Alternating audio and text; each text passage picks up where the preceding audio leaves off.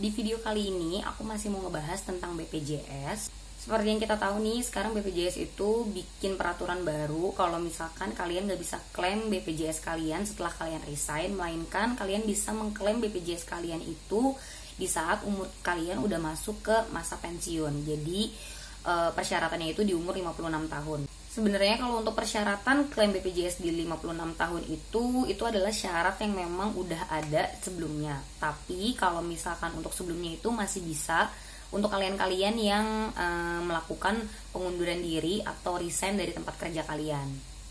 Nah, kalau untuk peraturan ini sebenarnya sih beberapa perusahaan itu udah menetapkan, tapi memang belum dijalankan. Jadi tuh mereka kayak kasih waktu untuk penyesuaian peraturan baru ini. Jadi di sini gue pengen kasih tahu ke kalian untuk cara-cara gimana caranya klaim JHT selain di aplikasi JMO. Karena untuk di aplikasi JMO itu dari beberapa feedback yang gue dapet itu banyak banget yang gagal karena biometrik verifikasi. Seperti yang video sebelum-sebelumnya udah gue bilang, kalau untuk biometrik verifikasi itu kalian harus make sure kamera kalian itu resolusinya bagus. Dan kalau misalkan kalian udah gagal di biometrik verifikasi, kalian lebih baik stop.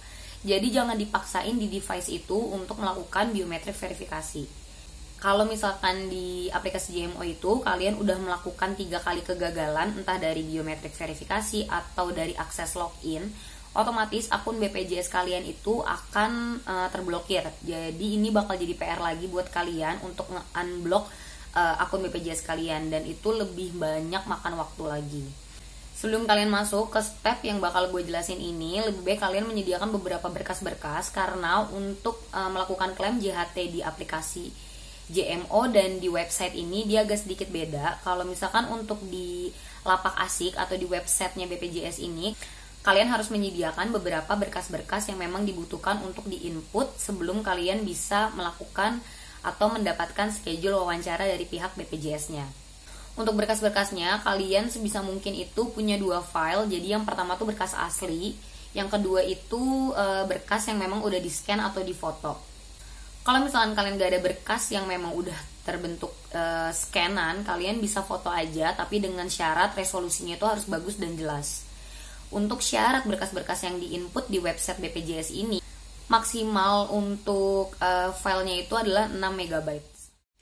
Untuk berkas-berkasnya itu, yang pertama itu kartu digital BPJS Ketenagakerjaannya, yang kedua NPWP, ketiga KTP, yang keempat itu scanan kartu keluarga, yang kelima itu surat paklaring atau surat keterangan kalian masih aktif bekerja. Jadi kalau untuk paklaring itu untuk kalian-kalian yang memang sudah selesai bekerja di perusahaan tersebut, dan untuk surat keterangan aktif bekerja itu untuk kalian yang mau klaim saldo BPJS kalian sebagian 10% atau 30%. Setelahnya kalian nanti bakal disuruh selfie. Jadi nanti kalian juga harus ada foto selfie kalian juga. Dan untuk yang selanjutnya itu ada berkas buku rekening. Jadi buku rekeningnya itu kalian bisa foto aja cover depannya yang ada nama dan nomor rekening kalian ya.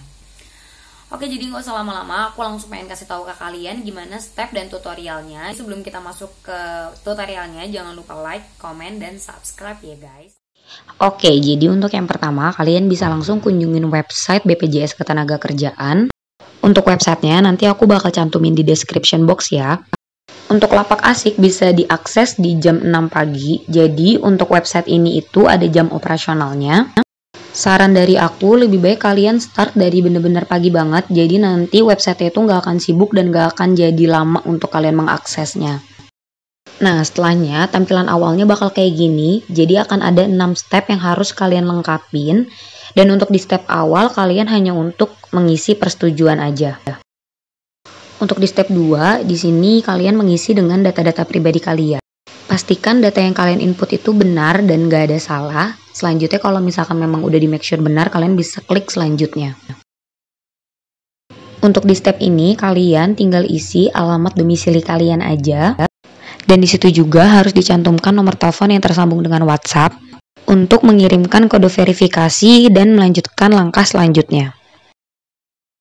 Untuk di step 4 ini, kalian bisa pilih sebab klaim kalian, kenapa kalian ingin mengklaim saldo JHT kalian ya.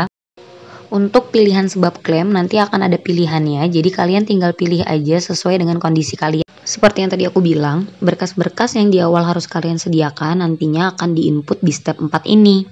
Dan untuk besar file dari masing-masing berkas itu maksimal 6 MB ya guys. Untuk di step ini kalian bisa skip kalau memang kalian gak punya tambahan dokumen lagi. Tapi untuk step ini sangat berlaku untuk kalian yang memiliki KPJ lebih dari 1 dan belum diamalgamasi ya. Jadi nanti berkas dokumennya bisa langsung diinput aja di berkas tambahan, selanjutnya bisa di next lagi. Untuk di step terakhir, di step 6 ini kalian tinggal konfirmasi data pengajuannya aja.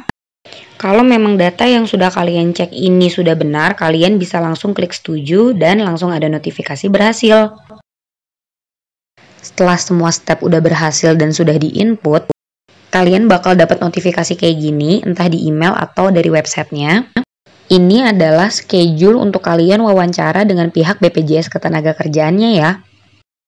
Pas pada saat wawancara, kalian juga harus menyediakan berkas-berkas yang tadi di awal itu kalian input. Jadi kalau memang kalian udah dapetin schedule untuk wawancara dengan pihak BPJS, kalian juga harus menyediakan berkasnya. Jadi itu semua adalah persyaratan dan step-step untuk kalian melakukan klaim saldo JHT kalian di lapak asik BPJS Ketenagakerjaan. Yang seperti tadi gue bilang, kalau bisa kalian itu start apply-nya itu di pagi hari, karena kan sekarang ini isu BPJS itu lagi meningkat banget. Jadi kalau misalkan kayak gini tuh kayaknya websitenya akan sedikit lama, karena dulu tuh gue pernah sempat ngalamin untuk minta antrian online wawancara di pihak BPJS. Jadi ini masih yang sebelum adanya JMO, itu tuh bener-bener websitenya tuh lama banget karena memang dia ada jam operasionalnya. Dan pada saat jam operasional udah running, gue coba apply, itu bener-bener susah banget. Jadi entah di kantor cabang ini nggak ada, kantor cabang itu nggak ada gitu. Karena pada saat itu gue belum full online untuk melakukan klaim BPJS Ketenagakerjaan. Dan untuk kalian, kalau misalkan kalian mau klaim, aku ingetin sekali lagi, untuk berkasnya itu filenya nggak lebih dari 6 MB. Oke, jadi terima kasih banget yang udah nonton video aku sampai akhir. Semoga informasi yang aku berikan ini bermanfaat buat kalian. Dan untuk kalian yang memang lagi proses klaim JHT, ditunggu aja. Bye-bye.